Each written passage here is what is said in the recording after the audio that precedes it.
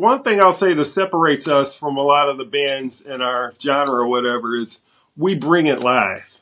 Like you go see a lot of goth bands in general, whether they be death rock or dark wave or whatever. A lot of them, they just stand there, they play their instruments, there's not a whole lot of movement on stage or interaction with the audience or anything like that. You come to a Before Dawn show, we bring it. This is Rob Ruckus. Hey, this is Kate Clover. Hey guys, it's Nick Collins here from The Effect and Better Strangers.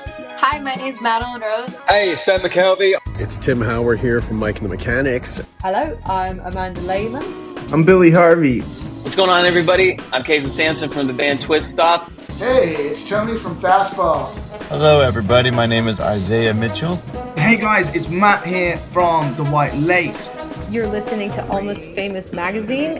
Come join us for this interview. Check it out, Almost Famous Magazine. Welcome back to The Hang right here on Almost Famous Magazine, everybody. Thank you to everyone who subscribed, rang the bell, shared our channel. It means a lot to us. Look, we were at Punk Rock Bowling last year, and we're thrilled to be covering Punk Rock Bowling 2025. Over the following weeks, we're going to be featuring bands performing at the festival, so make sure you subscribe as we feature many of the great bands right here on The Hang. And don't forget, while you're at Punk Rock Bowling, please stop by Punk Rock Saves Lives booth. Learn about everything they do for everybody in the punk community, as well as an opportunity to win some exclusive one-of-a-kind signatures from some of the bands that will be performing. Today, I'm thrilled to introduce Perry Hardy and Dave 45 of the LA-based band Before Dawn. They blend dark punk and death rock influences to create a new, authentic sound that epitomizes the spirit of rebellion, and they'll be performing a club show at Punk Rock Bowling on Memorial Day weekend. So Perry, Dave, welcome to The Hang. Yeah, thanks for having us. Yeah, absolutely, guys. I'm excited to be able to see you out in Las Vegas this year. First thing I want to talk about, because I'm new to you and our audience is going to be new to you. Give us some insight into, who you are, your origins, and some of the highlights of performing that got you to where you are today in the band. Yeah, I've been into punk rock most of my life. I mean, I'm 59 years old. I started listening to it when I was 14 or 15. So I literally grown up with this music, and I've played in several different types of bands. I'm probably best known. I play in an oi band called the Templars, who've been around since the early 90s, and we've toured all over the place, all over America, Canada, Europe. And we play Punk Rock Bowling. We played the club shows a few times over the years. But I've always had a love for post-punk and darker music as well. And kind of always at some point knew I wanted to start a band like this. But, it's just, finally, I mean, during COVID, I had a band here in LA that kind of, disintegrated during COVID. And, I was looking to start something fresh. And I've been friends with Dave since the 90s, but we kind of lost touch for a few years. And we reconnected, and, I kind of mentioned, I kind of had this. Actually, he kind of wanted to start a band with me. He wanted to make it an oi band. And I'm like, nah, man, I think that well is about run dry. True story. I want to do something different. Yeah. So, I had this concept in my head for years, for this band, and I pitched it to him, and he was down. And, we, got a couple other, friends, in the band, and it just went from there. And Dave, what's your experience been like? What brought you to meet Perry originally, and then this decision to work together? So sort of how Perry said, we've known each other for quite a bit of time. Myself and our friends, the band Cliff 45, we were all big fans of the Templars. So I don't remember, it was 99, 98, around there. We all drove up to San Francisco from LA to go see them play because we were crazy like that, and it was awesome. That's when we first met. And then just touring and playing shows, we kind of just became good friends and stuff. And then, like you said, we'd see each other around here and there. But, so about before we started, maybe I think it was 6 months before we started, I kind of wanted to do something new. I was like, well, I'll do an oi band, a happy oi band, but not, beat you up oi band, whatever. Anyways, so I had this idea, and I was going to Argentina to go see some of my friends who are in the Ramones. Anyways, but I was like, before I leave, I want to hit up Perry and see what he's doing, because I think, he lives in LA, and I wasn't sure. So I hit him up on Instagram, and I was like, hey, like, what are you doing for music? And he's like, oh, like, my band broke up. I'm not really doing that much. I was like, well, I'm heading to Argentina. I'll be back in a week. But when I get back, like, let's talk, and, maybe we can put something together. And so I was like, cool. And I was like, well, where do you live? He's like, I live in Highland Park. I was like, I live in Highland Park. I was like, where do you live? It's like, by York and Fig. I was like, I live by York and Fig. So it turns out we were neighbors like this whole time. And like, what? Like, it's crazy. So then we just met and kind of, we're talking about music and stuff like that. And then I got to give him credit. This is all his idea, because my idea was the Happy Oi band. But I told him about that. He's like, no, I want to do like death rock or post punk, something different and fresh. And I was like, cool. Like I am a big fan of all of that style of music, but I would have never probably started a band like that just on my own, because I wouldn't know where to begin, So that was really cool for him to put that towards me. And then we ended up connecting with George, who's our drummer, who's also in Clip 45, which is funny because after I talked to Perry, George hit me up and was like, hey, I saw Perry at this show. Yeah, we saw each other at a cold gig. I think, was it the Hollywood Bowl or the Greek? One of those two. Yeah, we ran into each other like in the bathroom of all places. Yeah. I hadn't seen him in years. And, we talked for a bit, but, didn't like exchange numbers or anything. But Dave mentioned, I mentioned to Dave, I ran into George a while back too, and he had been talking to him as well. So, we asked him to play drums, and he accepted. And then we didn't have a guitar player, so I was like, okay, I'll get on my social media, I'll put an ad up for a guitarist and see if anybody, maybe somebody will know somebody or whatever. And our friend Rico, who's also, a bandmate of Dave's in both Clip 45, and they played a bunch of bands together actually over the years. But Rico was the only guy that answered, so I'm like, okay, I guess you're a guitarist, buddy. And so that's the lineup that started, gigging and doing stuff, and we had a few shows under our belt. Things were going pretty well. I was happy with the band as a 4-piece. Then a friend of mine mentioned, hey, I have this friend that just moved back to LA. He's a veteran musician. He's played in a bunch of bands. He's a really good guitarist. I think he might be, you should talk to him. He might be, maybe you guys could start something. I'm like, okay, I'll talk to the guy. So I did, and he seemed cool enough, and he was interested in what we were doing. So I invited him to. We had a show. Was that the show, Dave? We played Footsies. Footsies. I invited him to that, and he liked what we were doing. And so we invited him to a band practice, and I was like, yes, because it's like I was happy with the band as a 4-piece. I think we all were, but I was like, this is cool. We're writing good songs, but I just don't quite think we're there yet. Something's missing. Yeah. And that was it.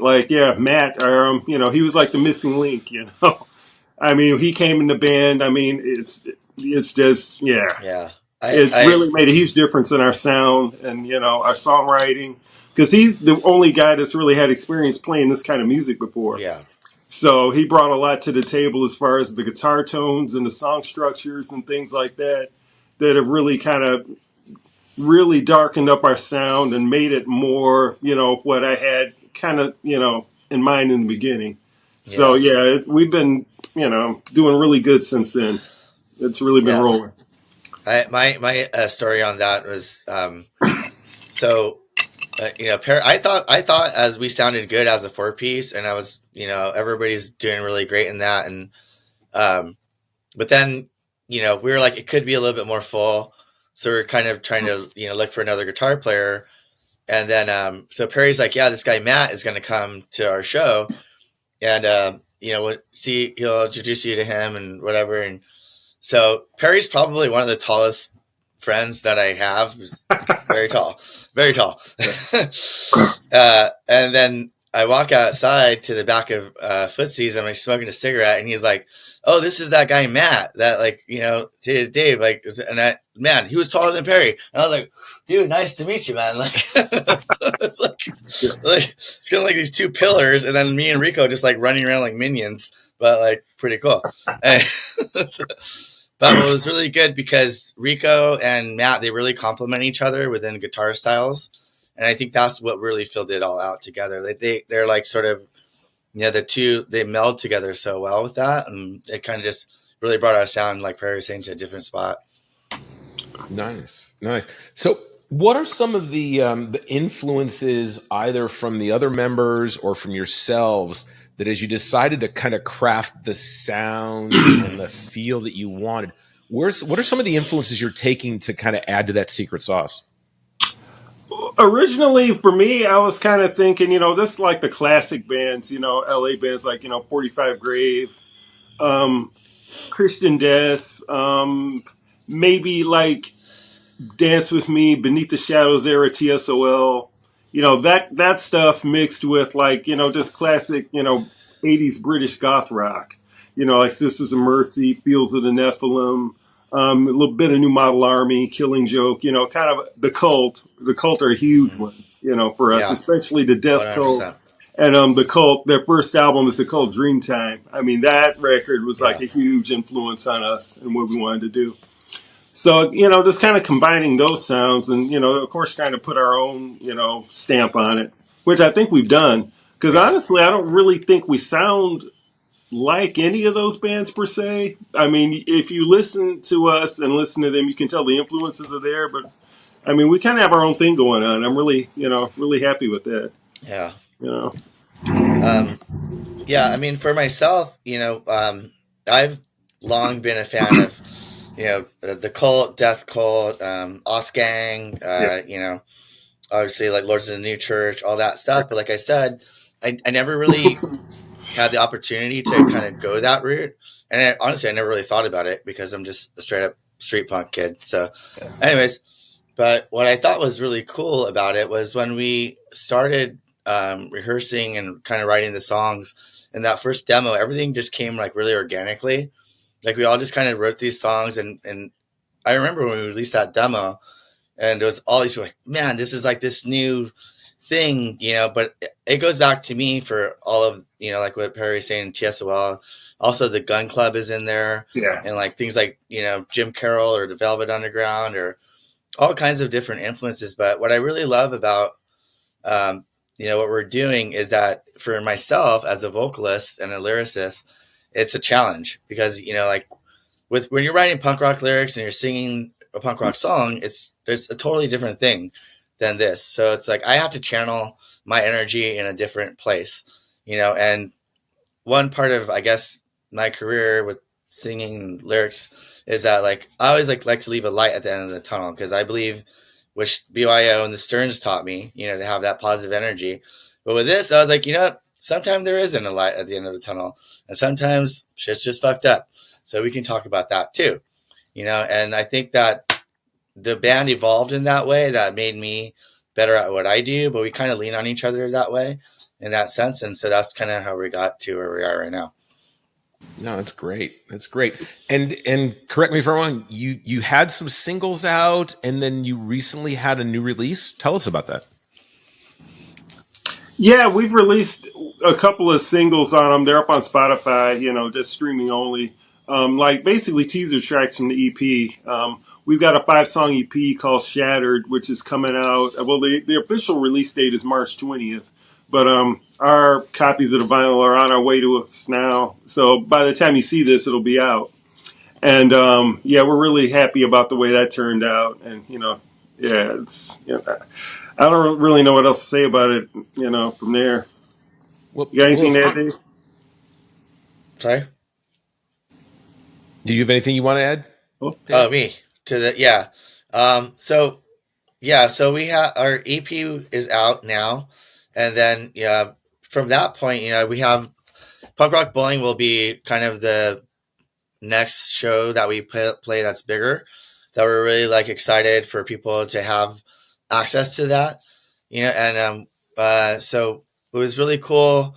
I wanted to start a record label again. I had one when I was younger, and Perry met this guy named Randolph from Texas who wanted to put out something with us too. So him and I combined to put the record out. And Randall's this great dude. He also has a podcast of punk rock and a record store in Houston and doing a lot of really good things for the scene. So it was really nice to work with him, and we're trying to push that. But Punk Rock Bowling will be probably like where we get to actually get that record in people's hands and stuff like that. So we're really stoked on that. So let me ask you this: if no one's heard you before, yeah, they're not familiar with you. You've got the EP, you've got some singles out on, I think, Bandcamp, Spotify. Mm-hmm. What is the song? Each of you may have a different one. Yeah, the song that you think people should start with. Where should they start to get to know the band? I'll let you start, Perry. I think I would probably go with Veiled. Yeah. Because that is like the first song I think that we wrote that I would say that's like 100% like death rock. You know, it's kind of the sound that I've been kind of striving for all along. I think we finally got there with that song. Yeah. I mean, a lot of our other songs that kind of you can kind of hear the punk rock influence in them because that's where we all come from, and you know that's just kind of what we're all used to playing. So when we started this band, there was definitely a learning curve as to like you know, okay, you know, how to write you know this kind of music. You know, as none of us had ever done it before. So you listen to our demo, which is up on Spotify as well. It's very, you know. I mean, a lot of the guitar tones are definitely kind of dark and kind of have a twangy, bluesy sound, kind of a little bit of Gun Club or Cramps meets like, you know, classic like goth rock. But the song structures and the songs themselves are kind of more or less punk rock. But now we're really writing, you know, darker, more intricate material. And, you know, that's the song I think where that really came in, you know, where we really finally pulled it off the way we wanted to. Yeah. So I would say start there. Yeah, I mean, I would agree with that too. I think, you know, that song in particular, I remember when Matt sent me the demo and I was, you know, he's such a great songwriter. And like I said, it pushes me to be a better singer. But I remember getting that and I was like, I have no idea how I'm going to sing to this. This is too good. You know what I mean? Like a little bit intimidatingly good. And the thing is, you know, as we all know with music, it's just you just have to just feel it here in your heart, and it speaks to you, and then that's where it goes, right? So, with that song, I was, you know, it was a part of the lyrics are coming from a place of sadness in my life, and so we were in the studio, and just Matt was there, myself and the engineer, and I remember like singing the song, and then like I was like, I think my voice cracked in this part. And the engineer and Matt were like, no, dude, this is raw. Like, it needs to sound this way. Like that. It's haunting the way you're singing. So this is like, just don't even keep doing it. So it pushed me that way to do that. But after, you know, listening to the song more and more and more, as Perry said it, I think it does define that sound where it's like a complex mix of really good like death rock and goth stuff and then like post-punk, but then also just super punk. But in that aspect, you know, it's like that's why the name of our record was called Shattered, because that's the chorus to that song. So I would say that. But off of our demo, I really do love Class Crass, kind of my favorite song. But just throwing it out there. Yeah, it's a real fun song to play live too. It's basically a punk rock song, but it's a really good punk rock song. Yeah. And like, you know, plus as a bass player, I kind of, because a lot of our stuff, if you listen to a lot of post punk and death rock, the bass lines are actually just the root notes. It's like real simple stuff to play as a bass player, because your job is basically just to hold down just the basic rhythm and let the guitars like, you know, flow and do different things over the top of that. But in that song, I get to play around a little bit and do runs and stuff. And yeah, it's, you know, it's just fun to play. Nice. So now you're playing a club show at Punk Rock Bowling. Tell us how that came about and what does it mean to you to be selected to play Punk Rock Bowling weekend? Oh, that was huge for us because it came it was completely unexpected. Like, I didn't even know the Stearns had heard of us or had heard us at all, so how did that come about, Dave? Did Rico set that up? No, I did. So, Oh, you did? Okay. Yeah, I did. Yeah.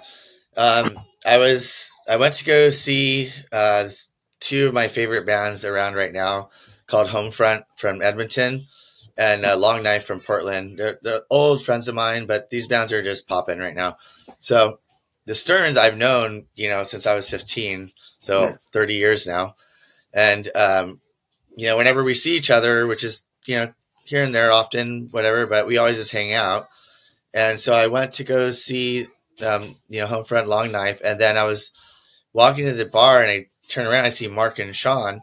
So like, yeah, what's up? We're just kind of, laughing and they're making fun of me or whatever. Anyways, but we were kind of talking. I was talking with Mark and then, he asked, what was that with Punk Rock Boy? I was like, well, like Before Dawn, you heard a band. He's like, yeah, like I love it. Like, let's talk about it.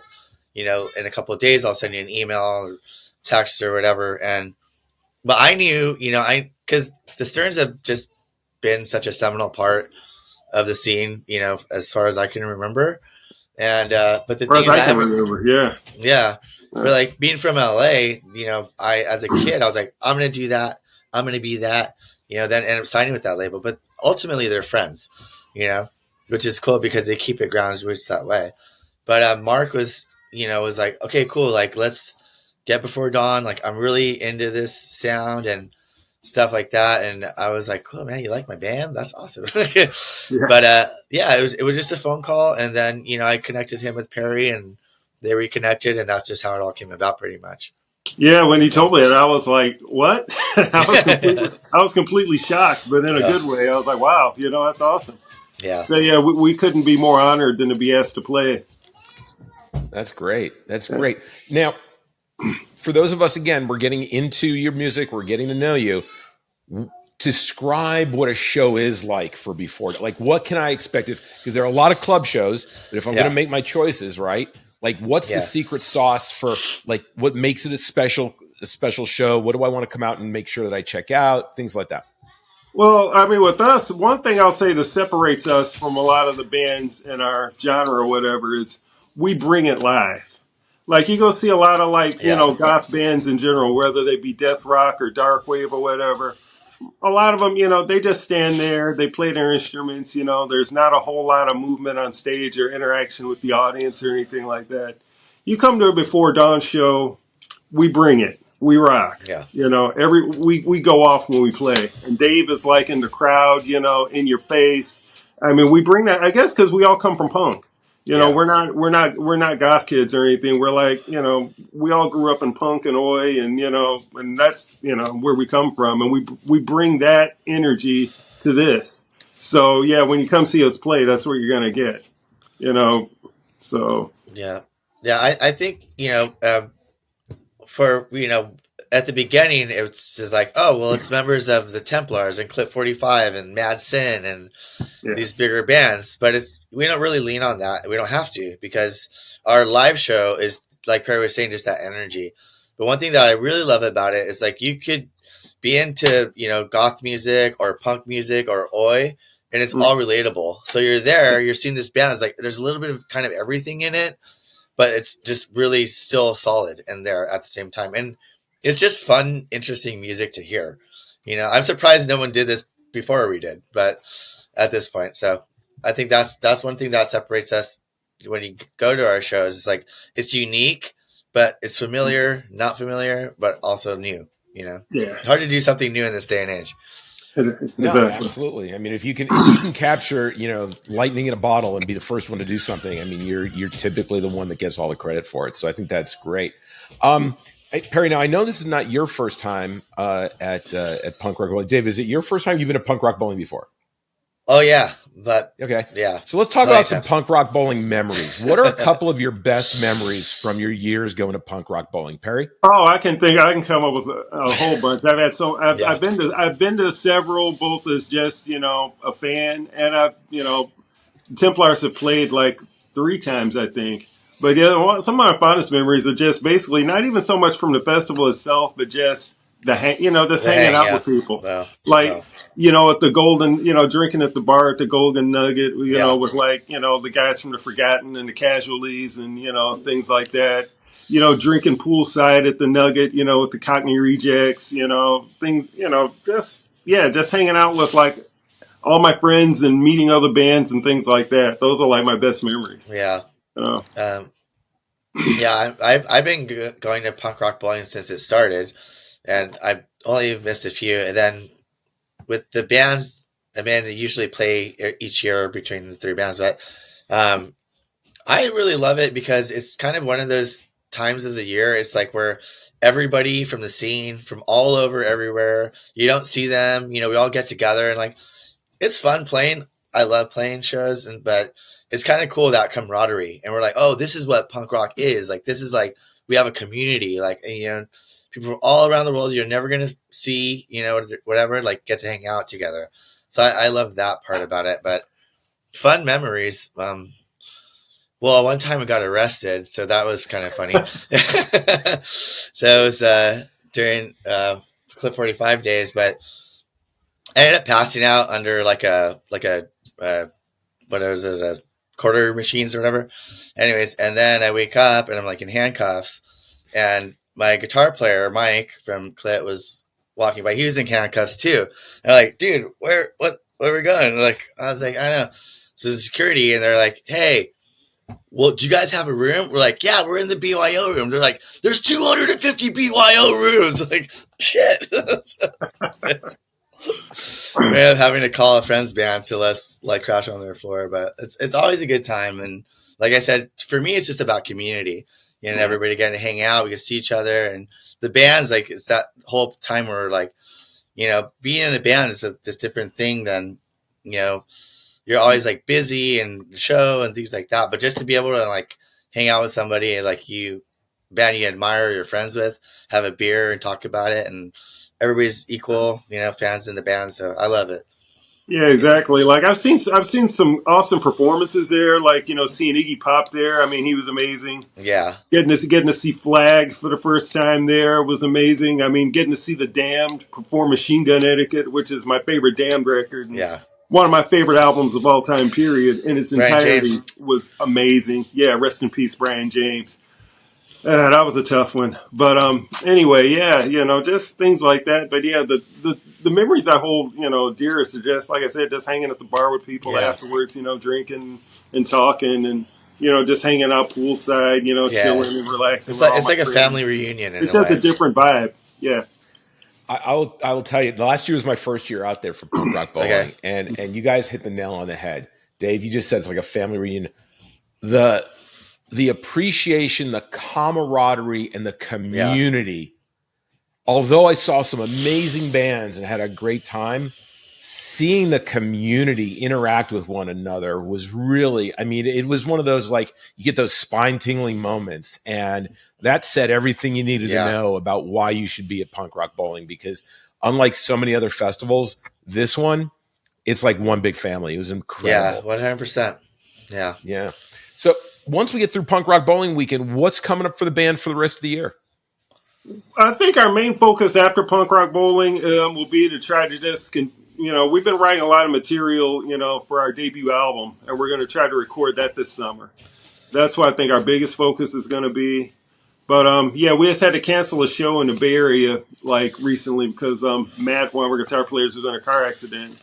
So, he's doing better now. But, we had to cancel that show. So we're going to try to make that up sometime this summer. But, take whatever, decent shows that we can get around LA. But our biggest emphasis will be to, just finish the writing process and to record our debut album. Yeah. We're in this, spot where a lot of bands, get into, where, our EP is out, but we're sitting on, 10 great songs. Yeah, we've got a bunch of new we're just like, material. you have to be at some point in a band, you have to be like, okay, like, let's just focus on the record. And then, because otherwise what happens, you just get like, oh, play this festival and play that show. And then like, you're just practicing for that stuff. So I think like, with the new record that we're going to be recording, the songs are just going to take us to another level, and we're stoked on that. So yeah. No, that's great. That's great. Guys, it's been great getting to know the band, getting to know you guys, talking about Punk Rock Bowling Weekend. Now, here at the Hang, we do a couple of things as we kind of wind down toward the end. And one of our big beliefs is when you put something out there in the universe, you never know when it's going to come back and deliver, right? Mm-hmm. So if you both had a chance to get in the studio for one day with one other artist and create one song, an album, doesn't matter, but be creative with one other artist, and you had the opportunity to, who would that be? Perry, you go first. Rick Agnew. Because you stole mine. His guitar tones, that first Christian Death album, some of the sickest guitar work ever. Just the sound that he got on that album is just absolutely mind-blowing. And that's a guy, actually, I would love to produce our album. Rick, if you're out there, that would be a dream, because I just know he would really bring out, somebody like that could really bring out the best in our sound in the studio. Yeah. Because, I don't know, like I said, we're still kind of learning on the job when it comes to this, we'll have ideas in our head, but trying to really get it down the way we want sometimes is difficult, So that would be mine. All right, Dave, do you want to choose the same one, or you got another one? Well, he stole mine, so now I got to think about something else. Sorry, buddy.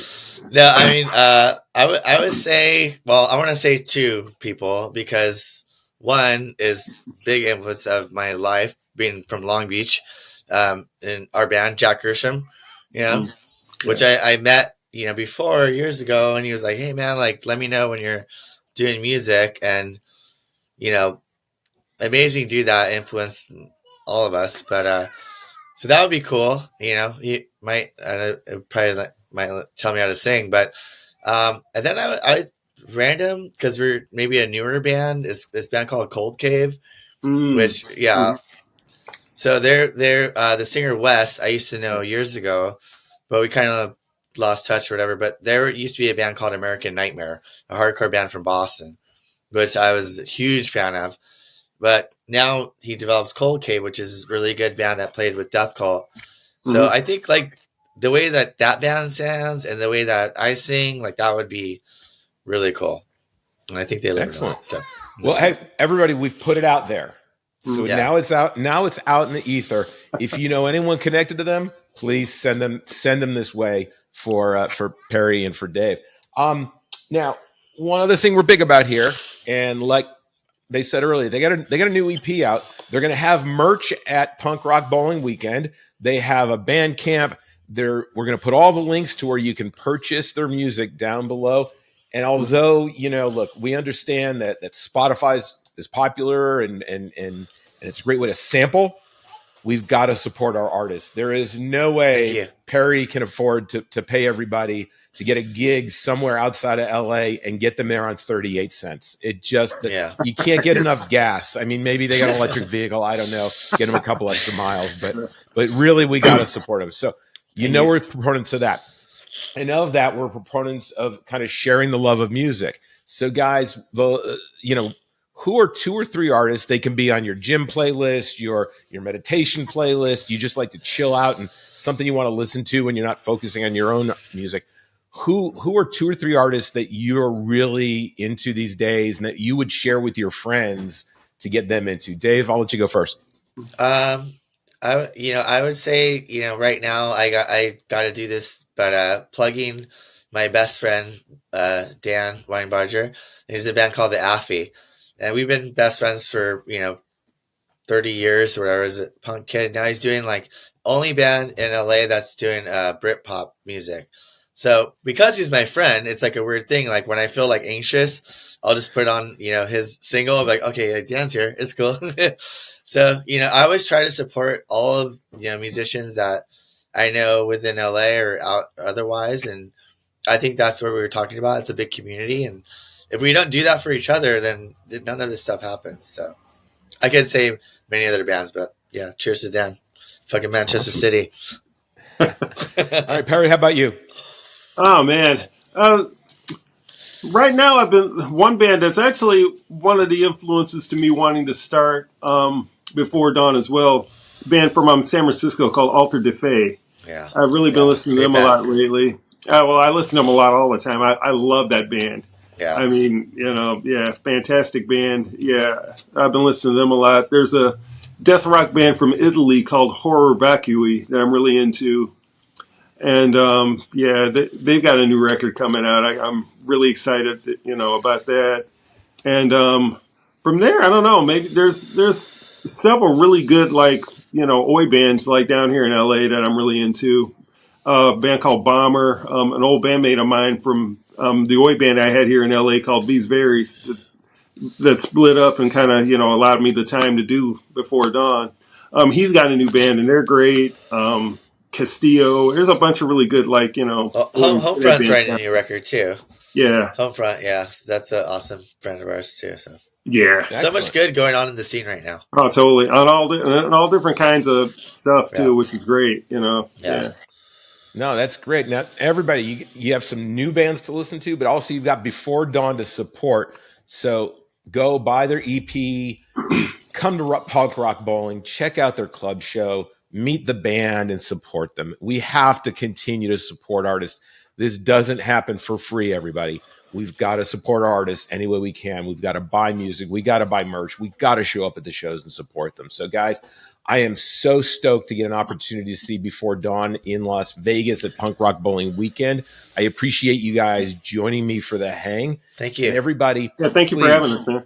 Oh, absolutely. And everybody, if you've not made your reservation yet, if you have not purchased your ticket to Punk Rock Bowling Weekend, if you haven't made your plans for Memorial Day, what are you waiting for? Make plans, get out to Las Vegas, Punk Rock Bowling, see Before Dawn, enjoy the community, and have a great Memorial Day weekend. Guys, I can't wait to see you. Thanks so much for joining me. I want to say, si se puede.